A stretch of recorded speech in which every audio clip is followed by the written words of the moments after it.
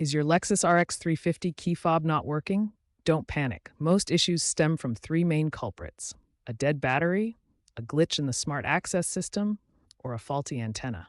We'll cover each, starting with the simplest fix. First, try replacing the CR2032 battery inside the fob.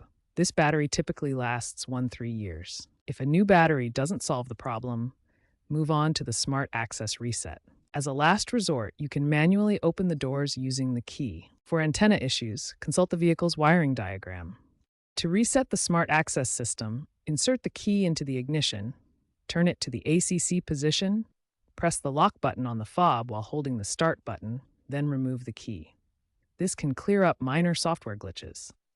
If neither the battery nor the reset works, the issue might be a weak antenna signal. The antenna, often located in the windshield or rear bumper, can degrade over time. If your fob only works within a few feet of the car, this is likely the problem.